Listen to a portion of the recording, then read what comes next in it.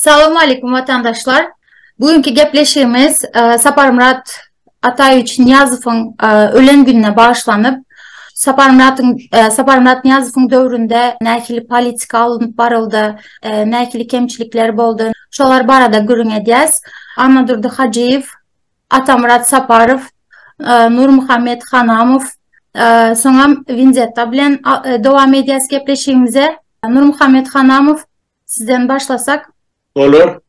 Sağ olun. Emme dinleyicilere selamun aleyküm. Belki de tazil çenni görüşmüyoruz. Emmeniz de geçip gelen taziliniz kutlu olsun.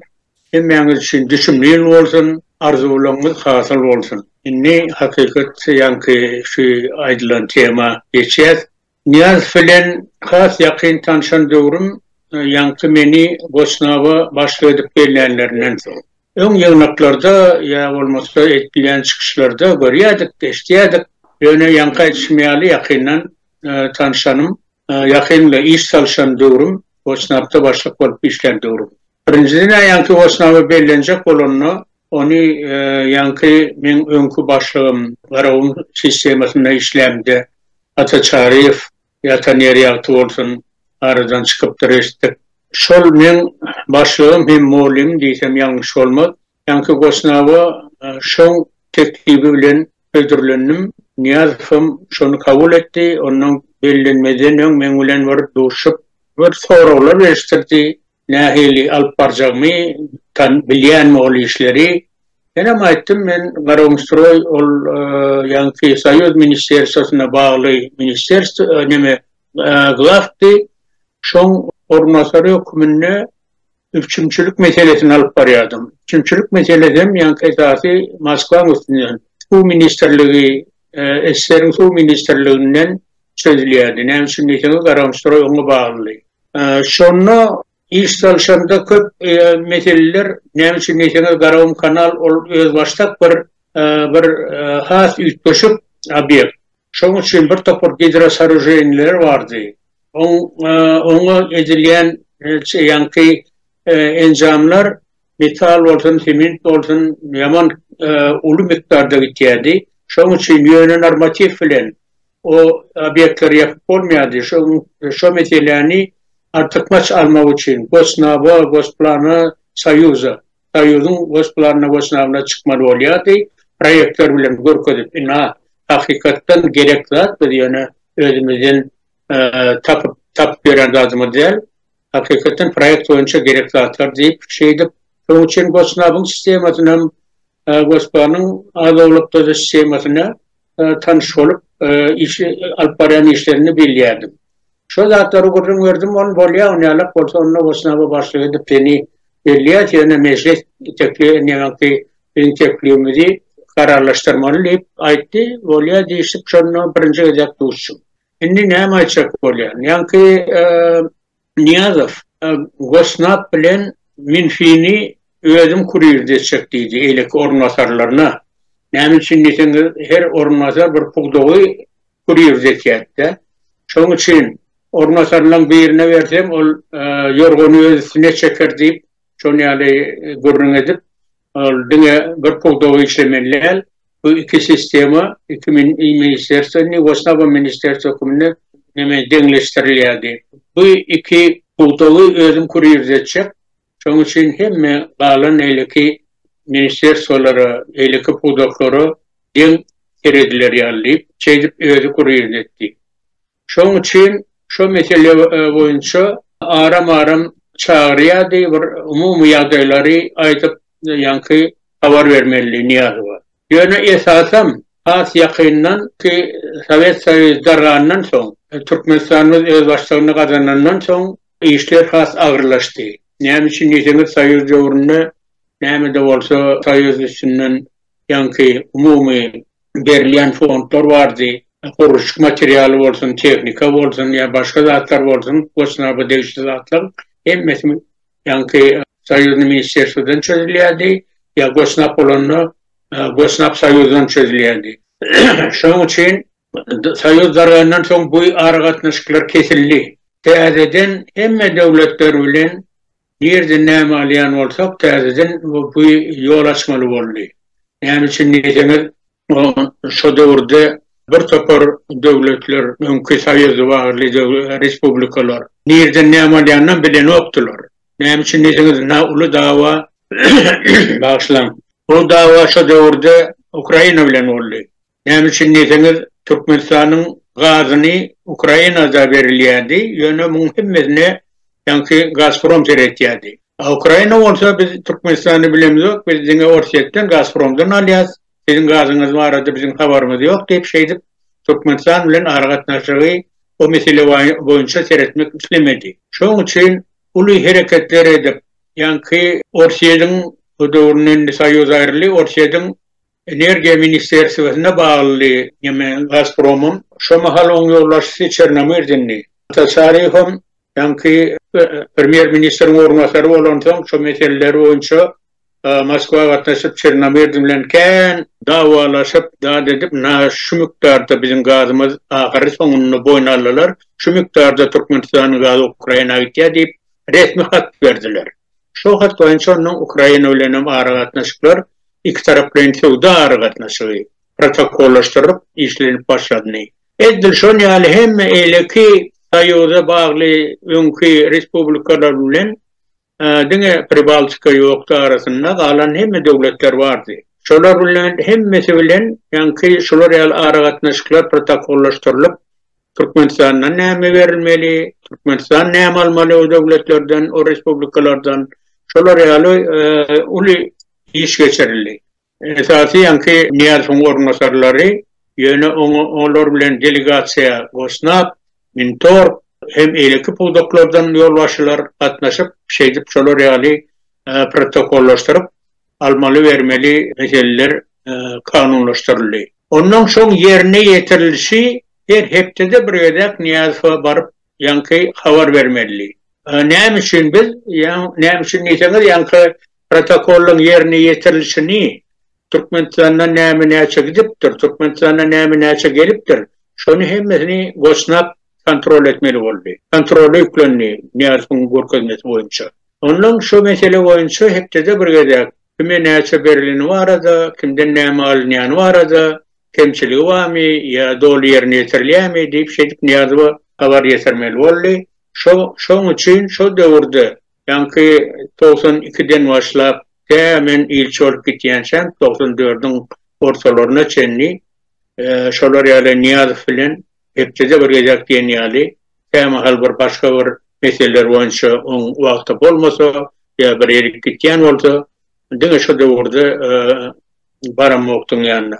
Ýoksa galan wagtda baryp şolar ýaly habar berilýär. Şo döwürde has ýakyndan tanadym Niýazowy. Umumy Niýazow diýilen adam Daştöwre bilen deňeşdirilenini, Daştöwre diýende ornatarlary bardy bir topar. ýa-ni esasy nimerekleriniň ýakynlaşdyrylanyň biri Recep Saparovdy, onuň ýoly Gurban Muradowdy, şolar ýaly ornatarlary bilen deňeşdirilenini akyl boýunça has ýoklardy. Näme üçin sen ol tantyk adam diýerler, akly ýerine adamdy. Ýöne ol aklyny hakykatdan ulanmaly ýoly bilen ulanmady.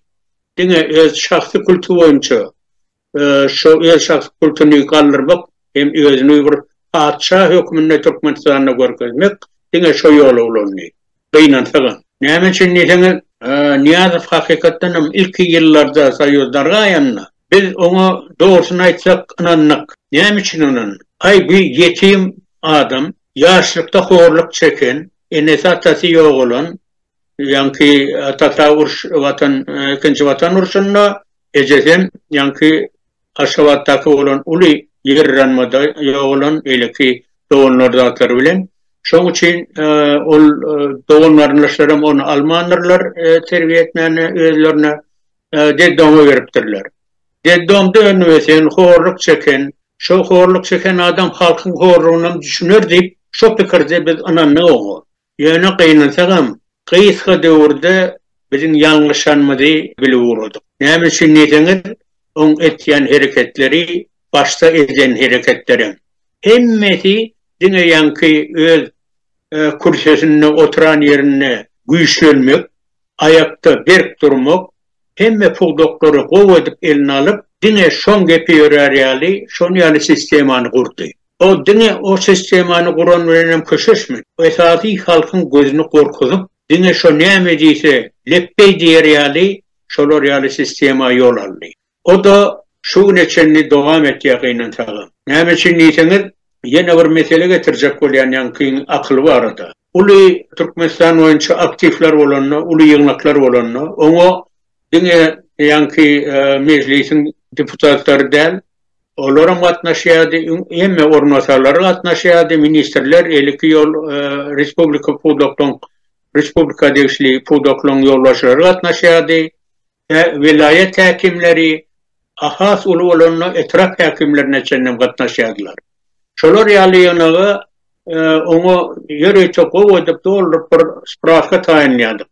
Umumy Türkmenistana gelen datlary barada şo sebäp bilen nähili problemler çözülýär, nähili problemler bar diýip şolar ýaly spravkany esasy ýene de gosnaba berilýärdi. Ýanky dine gıda meselesi boýunça mintork taýinýady, ýanky elki meselleri boýunça elki respublikalar bilen aragatnaşyk meseleleri boýunça gosnap taýinýady. Şo taýinlap erten spravkamy görkezip aýda uramda esasyrak nisbakan 50-60% aýdamda boldy dowam et. Elki mesele geçdi, şeýdip ketýärdi.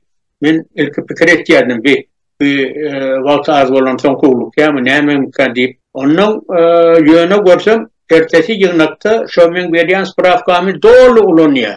Dolu men onu aýdyp ýetişmem soň. Bu näme üçin diýseňiz, derrew şo diýen zadyňa düşünýärdi. Şo akylyň yerine de ne aýtjak bolýar. Ýöne edil şo ýaly spravkanam ýanky Recep Saparow getirdi ýaly. Oňar temde aýda uramda dur ente şu mesele boýunça sen maňa şu ýaly spravkan et, bu mesele boýunça bu ýaly spravkan et diýip şoňa düşünmeýän bir topor ýene goşmaça ýalysadyňa biri etýärdi. Muňa bolsa goşmaça şo spravkan üstüne ýene 10 spravka etmeli bolýardy. Ondan şo deňeşdirjek bolýanna hakykatdan ol samsyk adam ýa akylsyz adam däli. Ýöne ögem aýdyp geçdim häzir meni gaýtarlajak bolýan ol akylny başga ýola ulandy. O ýolundan biz şunu görüp ýörüz. Näme üçin diýseňiz, oň ýerine geçen adamlar ilka Gurban Murat, ýanky Berdi Muhammedow, soňam bolsa ogly Serdar, şoň ýoluny alyp barýarlar, täwir meselelerde gaýtap ondan öňe düşdüler. Kısaca aýtsam şolar ýalyrak. Düşnükle. Soralar var mı? Bolmasa Anadurdy Hajyev'a söz bereli. Второй раз в своей жизни я, как бы говоря, столкнулся с Ниязовым после того, как в июне 1992 года ко мне пришла корреспондент туркменской «Искры», была такая Нина Соснина, очень грамотная, очень эрудированный журналист. И она попросила меня написать статью о национальной валюте. Тогда в республике очень сильно шел разговор о национальной валюте, и я пошел ей навстречу, и поскольку был начальником управления эмиссионно-кассовых операций, написал эту статью. Эту статью опубликовала Туркменская «Искра» и Совет Туркменистана. После этого, когда назначили нового руководителя Центрального банка, Сапарова Назара Исаевича, у меня с ним состоялся разговор. Он сказал, нам дадут поручение о том, чтобы мы проработали вопрос ввода национальной валюты. После этого мы пошли к Очерцову и, соответственно, к Ниязову. Ниязов тогда сказал, что поскольку республика стала самостоятельным государством и не может находиться в рублевой зоне, то есть вся экономика, все денежные обращения не может регулироваться чужим центральным банком. Там я с ним вплотную, как бы говоря, познакомился. И они мне дали поручение осуществить вот эту денежную реформу. Я поставил условие, чтобы поехать посмотреть, как вообще работает экономика западных стран, поскольку я знал, как печатают деньги, был на московской фабрике Госзнака, в Перми печатали рубли, был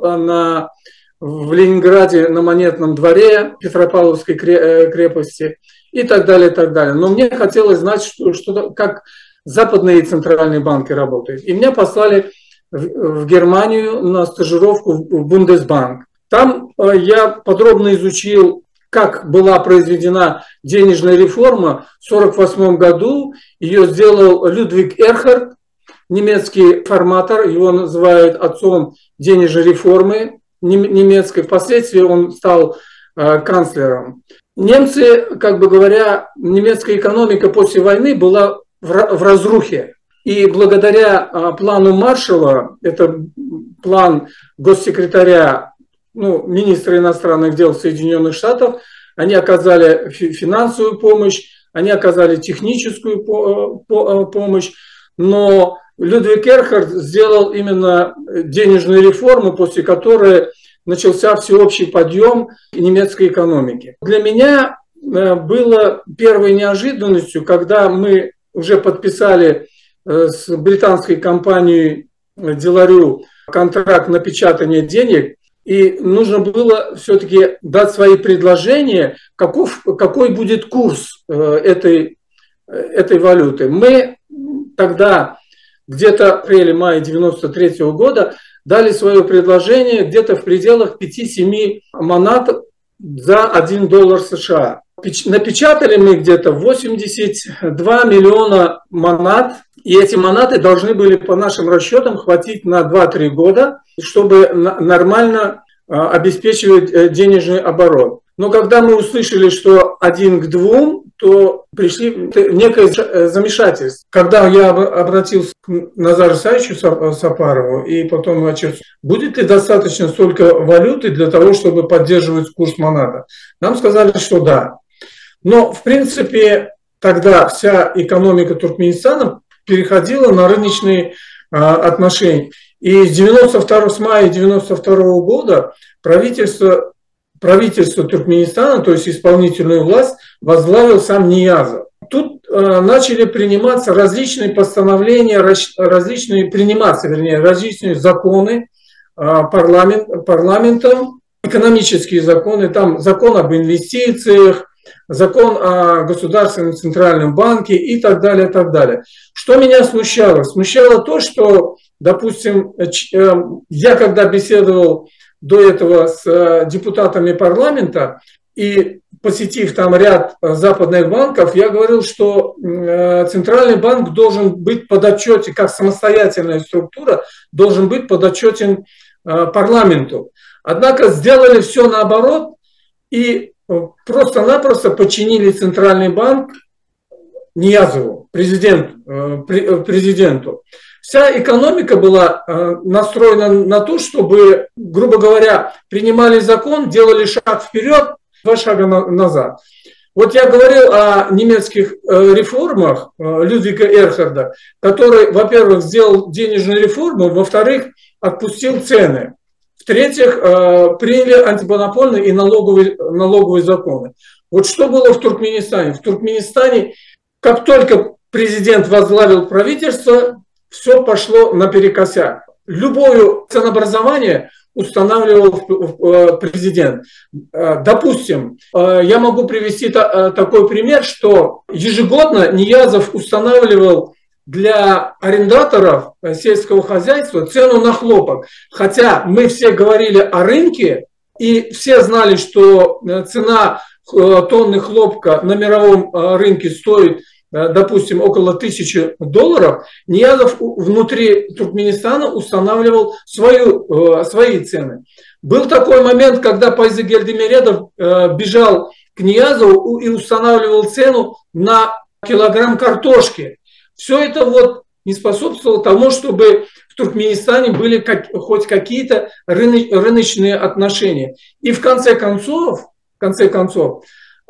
это все обернулось в том, что никто, практически все министерства и ведомства были парализованы, а особенно это ощущалось после того, как рухнул Манат, и когда все это пошло наперекосяк, все начали бегать к Ниязу и спрашивать разрешение только у него.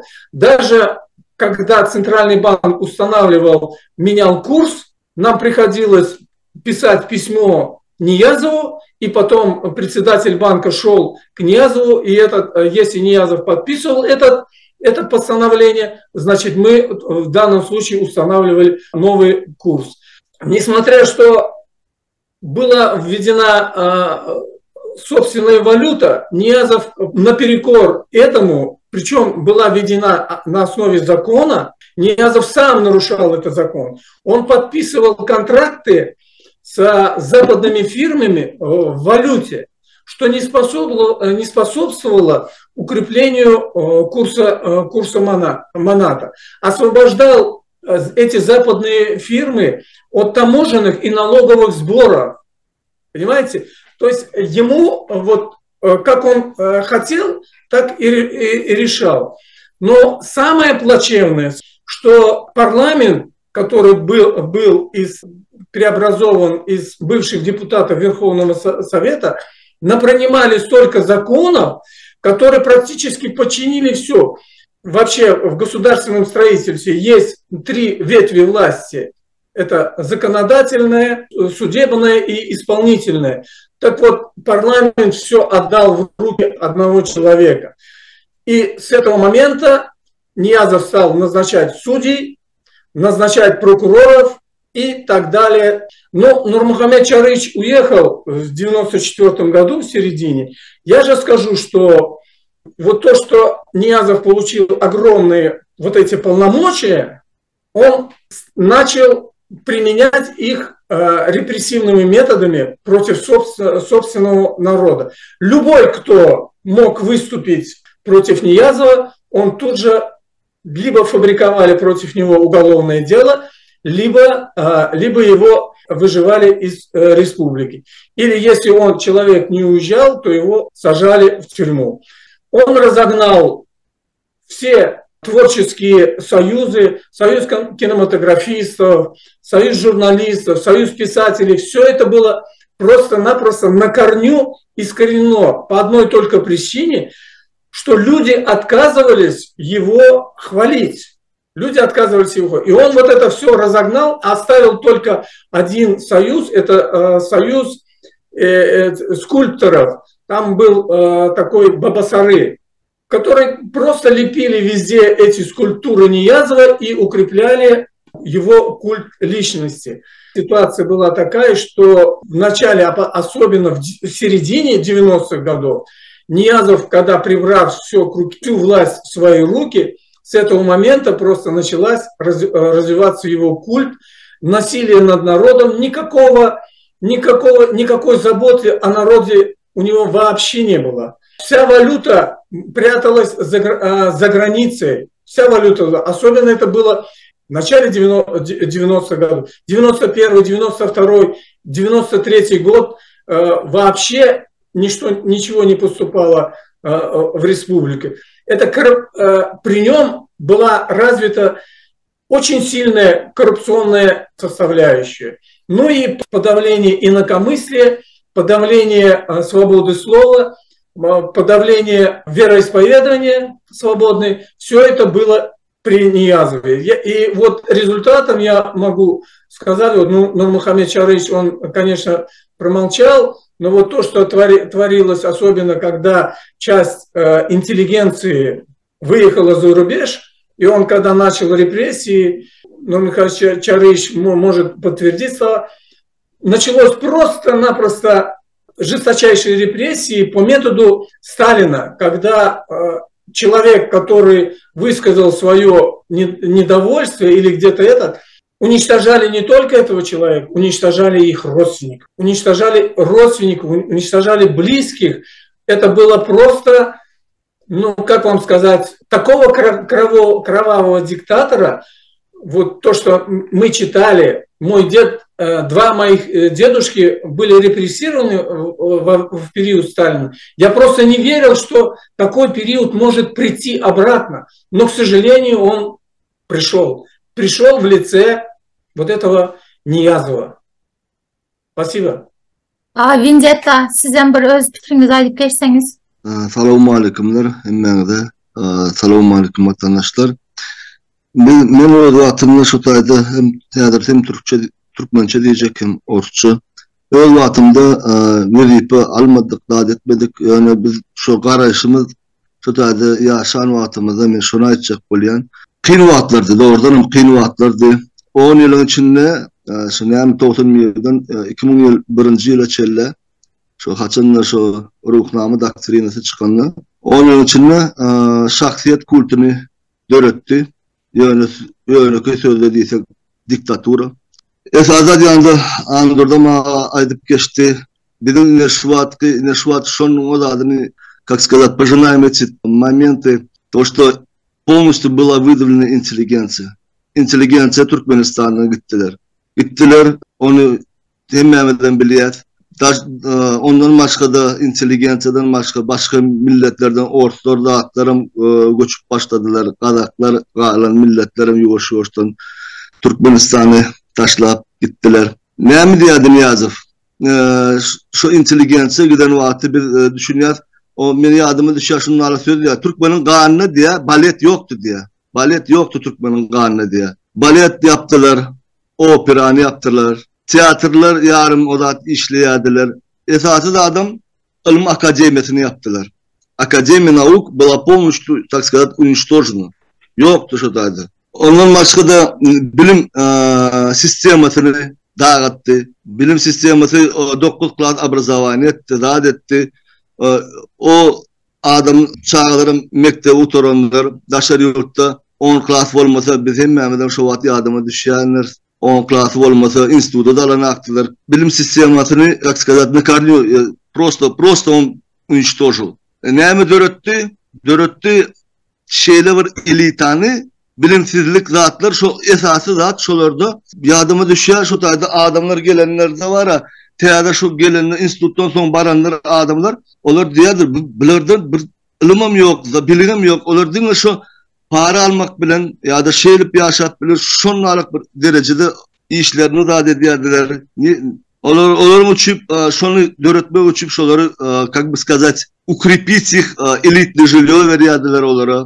Elitkalarda da hatta yaşattırıyorlar. Nämedir iş alacak bolsaň, näme 3 tane arkany yazmaly. 3 tane arkany yazanda kim arasy türkmen bolmaly. Arasy türkmen mo tire paralyk döredip başladylar da edip. Arasy türkmen soň bu arasy türkmenleriň näme soň olaram türmede basdylar. Arasy bolsun, arasy bolmasyn näçe adamlar doğru diýdiň andyrda türmeden basdylar, da etdiler. Даже şu halkın arasında şeyle bir odat bardy, türmede oturmadyk türkmenler diýdiler. Gynansak da şunlaryk adam diýdiler bara. Esasy zat näme şu taýdan men diýjek bolýan adam türmelerde, zatlarda ine bir şu esasy şu basılan bizim elitamyz adamyz owadan ady owadan dep ady wady ýöne ol owadan depeni bara konslager ýalyk ullandylar bara. Adyna garamazdan jurnalistler ýokdy, olar hemmesi gitdiler. Türkmen halkynyň üstünden bara polnosy prosto eksperiment geçiren ýalyk boldy da men pikirimçe. Men pikirimçe şeýle eksperiment geçirdiler. Şu Türkmeniň medeniýetini, Türkmeniň şu milli ozatlary döretmediler. Gaýtym onuň ruhlama çykardylar. Näme diýsem, şonlara zat men daşyndan göremde şonlara zat diýip geçdi. Sağ olun. Nettar. Tersa zakon sizden öz pikirinizi koşup geçsiniz. Salamu aleykum hemmeňize. Salamu aleykum vatandaşlar. Özgedemine şu 2002-nji ýyla çelle näme bolanyny aýdyp berip bilýän. Men şu döwürlerde Halkholjulyk institutyna işleýärdim, dosent kandidat nauk. 20 ýyllap işledim. Şu ýaňy anadyrda aýdyp geçdi. Umuman administrativna buyruk sistema geçip başladı. Diline bazı iqtisadiyata geç yaz deyip aydılıyordu. Hem yerde yöne praktikada kemden hem metodokları buyruk sistema geçip başladı. Biz şunu institutta da görüp oturduk. Bize şu okul meselesine saatleri ayırıp kıysaldıp predmetleri, dersleri ayırıp kıysaldıp onun mektepleri misal için 9 yıllık ettiler, institutları 2-3 medinstitutta 7 yıl okudulardı, 5 yıla düşürdüler. Şeydik kemden neslin ağını aldılar, akılını aldılar, bilim almağa hukukunu mahrum ettiler. Ne için, ne sebeple? Neçe bilimsiz olsa halk, millet. Şonça da onu ulanıp bolya, manipulirov edip bolya. Kellelerine näme koysan şonu hakikat mukadip alyalar şu adamlar. Şu mesela şu maksadı bilen edilen olmalı. Yani vendetta doğru aytdı, eksperiment yalı ya da poligon yalı. Eğer de her kim öz yerine, öz işleyen yerine, öyüne, vaktini, hak hukukunu talep edip bilse, şunla bu yağdaya düşmez mukadiyen. Men fikrim onça. Misal getireyin, yadınıza düşen olsa çareleri alkıdıp başladılar şu dövrlerde. Okuvchiları, mektepten, instituttan studentleri. Bir gezek 28 dekabrmyda yaman soğuktu. Geyinsem şeyanda dışarı çıksam. Bizi şu bayırlara uğradıp şu tayda ağaç ektiriyadiler. Bazılarını özüm praznik olacak güllerde hemmemiz barmalı deyip kafedrada şeyler buyurup geldi. Men şu tayda baramdan çağıcıklar diyazda studentler biz için öz çağımızı yani üşep durun yerlerini sandırap titrep yine de gazıp böğürler, ekip böğürler bizim şoma nadziratel yani seyretmeli, kovmalı, sağnamalı, kıygırmalı şunu yani bizden talep ediyordular. Bizim men onun hiç kaçan gol görmedim, onu biliyordular rukovodstvo. Son seyretsem bağırlığım geldi da yukarıdan ministerler, vice-premierler, bir topar maşiler gelip televizyona düşürüyen olmalı. Aylanıp böğürler, o son bizim yanımıza geçenler kârleri menimle ön student o neme olansam, salamlaştım ben onlarla. Rektörüm geçip var ya. Onların bana salam verdiler, o son kovmuşsunuz diyenler, benim şükür yakşı, ne görüyorsunuz mu, ayal maşgalı, şu soğukta çağıları tecemeli olup dururuz deyip şey deydim. Yöne bir deydim, birinciden şu dövrde уже bilip kaldık, hemen gördük hem köp ekilen ağaçlan köpsi uğrayanlığını, doğru vaktinde ekilmediği için, seyredilmek için yine izleyiciler satın alıyorlar, şunu eşittik. Özüm kımmat bahalı İran'dan bir yerden yolkalar alıp ekliyordu. Bunun bir efektivnesi var mı yok mu deyip soradım da, şunun için ben pırkırmınca çıpıkoy занимаемся diyemize. Rektör şuna dedi, ay görürüz geçtiler şeydi. Ertesi yine de sapağı irden barayan yolda muğalimler tecrübesi salakım salam aleyküm spasibo deyip geçip barayan. Benim neyim oldu deyip kafedra varsam giyece gaz yığına koyuptur ayal maşkalaları neme çıkarmalı deldi. Şu yoğura mı, çare mi? Demek aytsam nemesi neticesi olayan akın. Yerlerde her kim özü düşündürüp kıygırmağını, düşündürüp logiki taydan ne için bu bolanak deyip aydılsa bu yerine yetirip olayan akın. Yine şu yerde Niyaz'ın dövrüne nehili ütkülüşmeler oldu diyelerine esası belirlemeli zat. Misal için prokuratura men hemişe de şunu aydiyan hemişe nadzorlu organ diye. Nadzorlu demek gözükçülük ediyen organ bolmalı. Şu dövrde Atacanova baş prokuror bolansam aslında şu ne spesialist şu nadzorlu funksiyadan karatını funksiya öğürdi prokuraturanı. İzarlamak maksadı bilen dörüdülen prokuratura dörüdüldi. Bundan başka şu dövrlerden başlap yankı andırdığın aytşayalı eğer bir Amanov diyen bir zat günahkar olsa, başkaça fikirlenen olsa derrew şoň hemme garyndaşlaryny, tanışlaryny, dostlaryny soragy çekip eğer soraglarda yalakalyk etmese benim potensialny başkaça fikirlenen bolmagy mümkin dip izarlamalara sedavar bolýadylar şo garyndaşlar.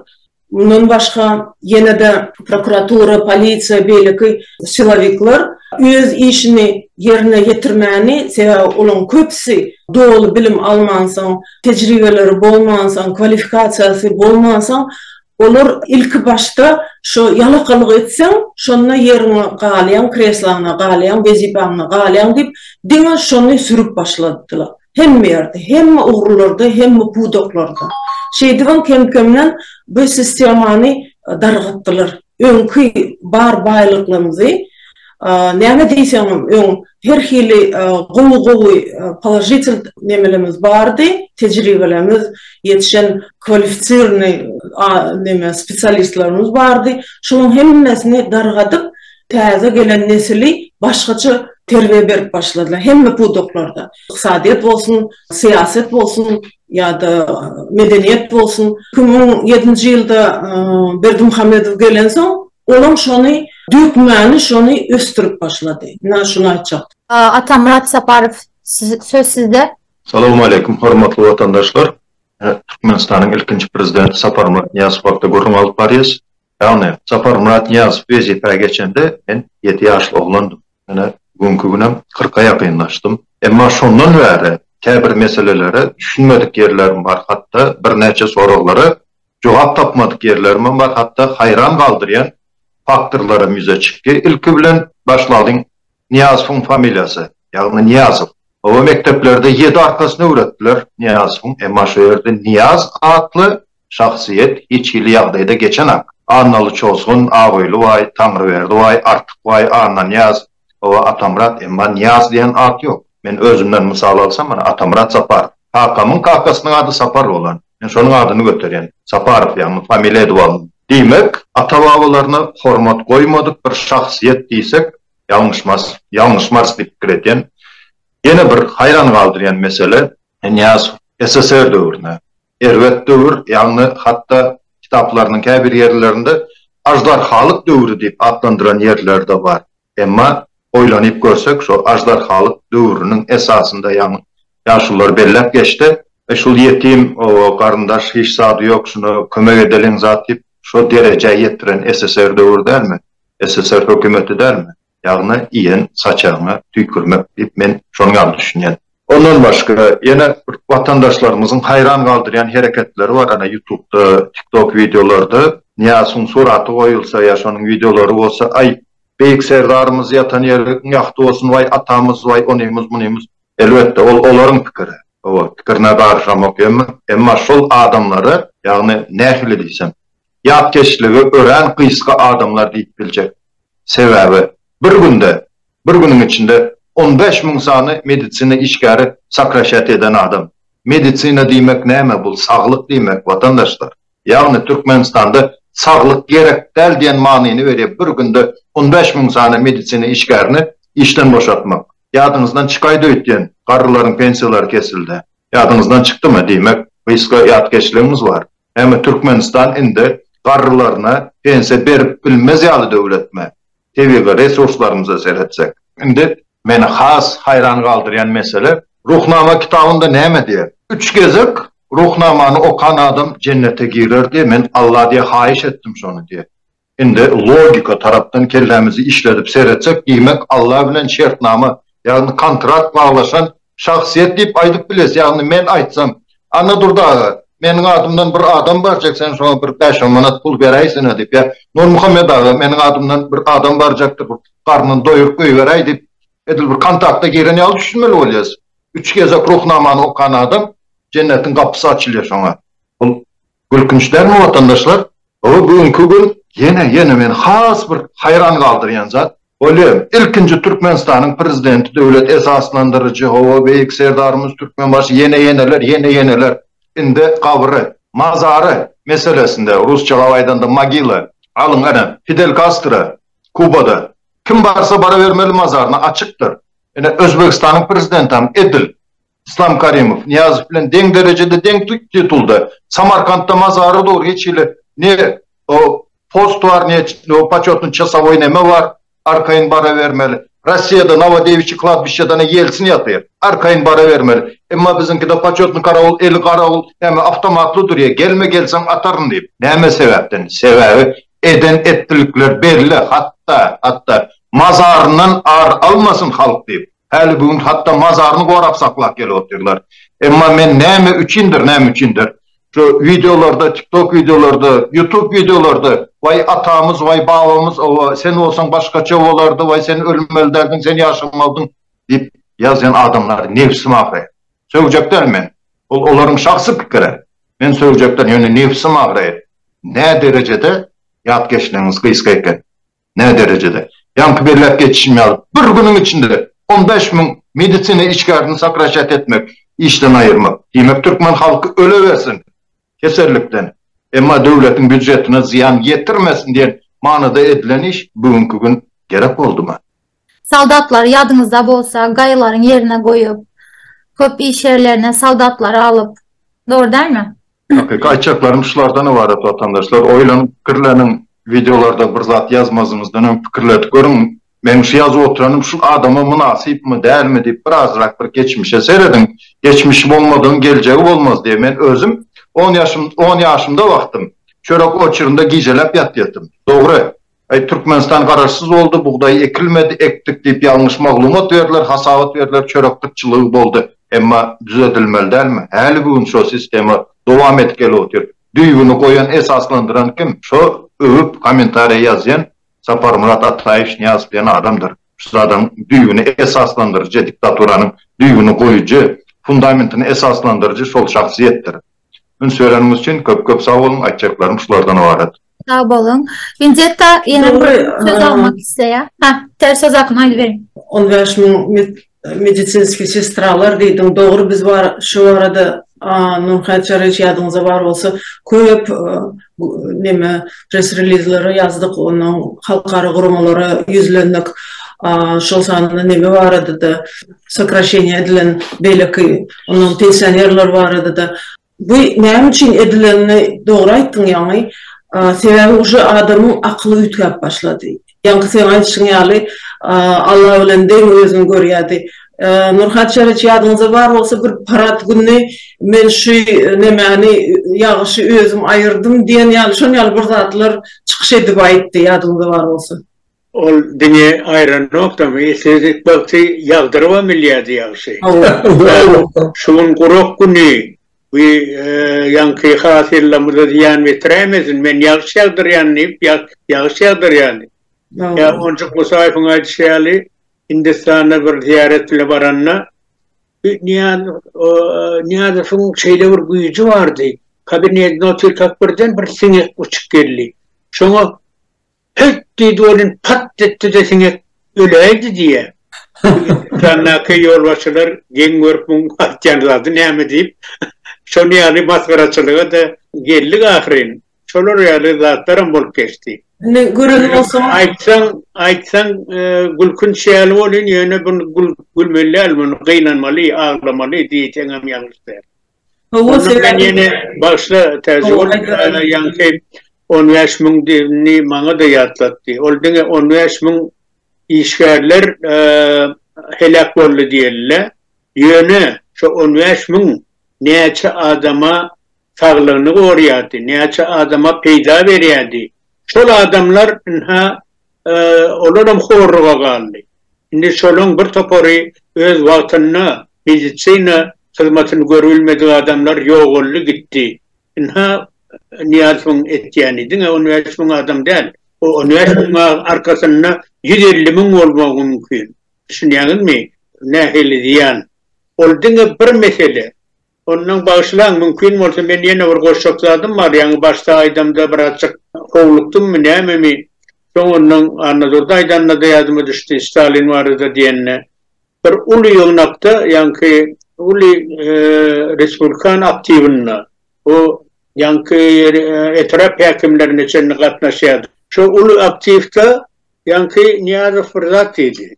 Men dedi Stalin'in kitabını okuyan, Stalin'i öğrenýän ýetdi. Ondan şu ýerde ýygnakda näme hemişe olar ýaly ýygnak bolan azad edenne bir deň duşuň nimetýän habarlaşýan ýa duşýan ýa bilip kiralşýan adam bilen ýan-ýana oturýanda.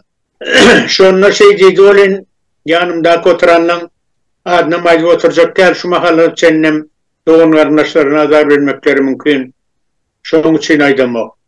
Bir-birimize serezişdikde bir 37-nji ýyla getirjek diýdik. Şonu şo şeý diýenne. Ýöňem bir topar hereketleri bilen düzülýär da Şoň üçin men ýanky Anadolu'dan Stalin ýenini şu waka ýadyma düşdi. Şonu entek o döwürler 90-njy ýylyň birinji ýarymyda men entek ilçi bolup gitmäken. Şo döwürde eýem özüniň şo Stalin ýoluna geçşegini aýtdy şo pikir bilen. Ana şonu aýtjakdym. Onuň Niýazowy bir şo barada ilçi bolup işleýän öwrümde, ýani Döwret döwlenler akademiýa nawy ýapdy, sirki, baleti, onuň operany, şu zatlar ýapylanyna ýanky ilçileň arasynda bir doşluklar bolýardy, döwletiň garaşdyrgynlygyny priýom etýärler, hem ilçileri çagyrýarlar. Esasam ýanky Günwatar döwletiň ilçileri meni görenne sorýardy, o nähil bolýar, näme üçin bular ýaly sunnet uğrundan yapılýar, akademiýa nawuk yapılýar, ol ýalňyşyny ahyrynlayıp soranna şu döwürde yer açylan ok, yere giren ok. Nähil düşünürjeňi bilen ok. Ýamanna otursaga ol ilçi, sen ilçi bolup ýörkäň, ony diýmäne hakyň ýok. Näme üçin sen prezidentiň wekili hukumunda o döwletde. Onu sen açaçan ihtiyan hareketlerini yanlıştıysan edil şu mahal apozisiya geçeymeli. Ya olmasa seni izine çağırırlar, onun izden çıkacağın belli zaten. Şu diyen aşırı yağdaylara getiriyordu ihtiyan hareketleri bilen. Yöne umumi doğru aydınlığı, yankı inteligensiyanı yok etti, ilmi yok etti, bilimi yok etti. Mektepler hakikaten 11 yıllıktan 8 yıllığa geldi. Bir topar esasi predmetler raylarına prognamı öğrenilur dediğine esasi predmet olup kaldı. Ondan yukarı bilim cayları, institutları, üniversiteleri, Med institut 7 yıl okuyordu. 7 yıl okuyup diplomalıydılar Med institut okuyanlar. Hemmesini 2 yıla getirdi. 2 yılda ne öğrenebilir? Üniversitede oturan adam, o yaşlar onun nehili spesyalist olabilir. Yani devleti dargattı. Onun doğru Berdimuhamedov prezident olanı kavr bilim uğrunu, ilim uğrunu yerine getirdi. Hakikaten pensiyani, karılan pensiyasını nimeti yine ülküne getirdi. Ülkeye yöne umumi hem kalan ervet yollarını hakik öňem aýdyp geçtim. Dowam etdiler. Oğlum şuň dowam etýär. En soňky ayal maşallara karşı edilen hareketleri dağı ýöne kelläýär zatdyl. Bir sivilizasyony döwletde. Hakikaten biz döwletimizi demokratik döwleti diýip basaw etýär. Iň bolmany konstitusiyada ýazylgy şeýle. Ýöne edilen hareketler oňa gawat gelenok. Ine kıysa yine de önkü aydınmak başın çok bolyanım şu zatlar. Düşünükli, sağ olun. Ders Akın söz sizde, mikrofonunuzu açın. Ben bir şu yerde razı koşuyun, käbir yaşlar düşünmeyen aydiyalar şu Niýazow o döwürde bir näçe ýa aýtylar duz gaz belli kıdatlary muht berdi, pasobiýalar belli kıdatlar. Şu yerde näme düşünmeli? Önüm öndürmen diňe çiğ mal satýan döwlet hiç kaçan baý bolmaýar. Birinciden, ikinciden o döwürlerde ýurdun kapitaly, potensialy bolansa şonu ulanyp, şoň esasyna ýa-ni halka ilk başta bir hili nemeler berilen ýaly boldy. Soňluk bilen bazar yksadydy geçip bilmänsoň, tejribeli spesialistlara ýol berilmänsoň hemme mümkinçilikleri, potensialy yitirildi. Şeýdibem dargady ýurdam, yksadyýatam, şol esasyna şuny häzirki rejimim dowamlady şuny. Has beter ýagdaýa getirdi. Я хочу привести два документа. Один документ – это после смерти Ниязова есть такая организация, Всемирная организация продовольствия, ООН. Они провели исследование по поводу выращивания зерна в Туркменистане. Так вот, специалисты эти посчитали, они ездили, насколько я понял, они ездили в Туркменистан, все посмотрели. И получилось таким образом. До 2007 года Туркменистан вложил в зерновое хозяйство 3 миллиарда долларов. И в результате этих вложений Туркменистан получил урожай, оцениваемый в 1,5 миллиарда долларов. То есть 2 миллиарда закапывали, 1 миллиард выкапывали. Вот на этом строилась экономика Ниязова. Очень вред. К сожалению, Бердымухамедов продолжает эту порочную практику. Другой документ я хочу привести. Это то, что Атамурат сказал, вот нам культивировали Ниязова и так далее, так далее. У меня есть дело, которое рассматривалось в Народном суде Сталинского района Ашхабадской области о привлечении к административной ответственности гражданку Ниязовой Гурбан Султан. Год скажи. Это было в 1944 году, где написано: из материалов дела видно, что жительница сельского совета Кипчак, нигде не работающая гражданка Ниязова Гурбан Султан, муж которой Атамурат Ниязов, является предателем нашей великой советской родины. В тяжелые годы в битве с фашистами за Северный Кавказ с отрядом подонков добровольно, без боя, сдался в плен немецко-фашистскому командованию. И в приговоре этом говорится о том, она вела, как вам сказать, была женщиной легкого поведения и вела такой образ жизни. Приговор постановляет жительницу сельского совета Кипчак Сталинского района Ниязову Гурбан Султан подвергнуть наложению штрафа в виде исправительно-принудительных работ сроком на 30 дней на полях колхоза «Социализм» Сталинского района на благо нашего социалистической советской родины без выплаты денежного вознаграждения за выполненную работу. И второй пункт. Предупредить гражданку Ниязова, если она в течение 3 дней после административного наказания не устроится на работу, то будет признана социально вредным элементом с последующим привлечением к уголовной ответственности. Вот суть того Ниязова, откуда растут корни. Я не знаю, как ЦК КПСС пропустила вот это. В начале 2000-х я видел интервью того же Лигачева, который способствовал приходу к власти в Туркменистане Ниязова. И он был сам удивлен и поражен, что привел к власти вот этого, я не знаю, у меня других слов нету, недочеловека. Но самое главное, меня расстраивает то, что молодые люди 90 года рождения начинают восхвалять Ниязова, называя его Сапар Атаич, великий человек, пришел к власти. Ребята, у нас будет не один зум, и я вам докажу, что он пришел к власти путем переворота, незаконного переворота. Спасибо. Это молодежь, про которую ты говоришь, Анна Дурди. Они воспитались на идеологии Ниязова, поэтому они восхваляют его. Им не с чем сравнить. Сравнить с тем периодом, что было до Ниязова. Я хотела бы добавить, например, ben 98 yılda 1. klasa vardım da Türkmenistan'da ve biz mesela Yankı Niyazov'un atası Enes Bara'da goşkular düzülüp kitaplara yazılıptı. Şoları yatlap, şonun yalı bilim aldık. Mesela televizorlarda Yankı Niyazov'un önüne çıkan adamlara pul sovadı veriliydi, yadınızda bolsa. Ondan sonra oğlanlara saat veriliydi, saatin içinde Niyazov'un nemesi var.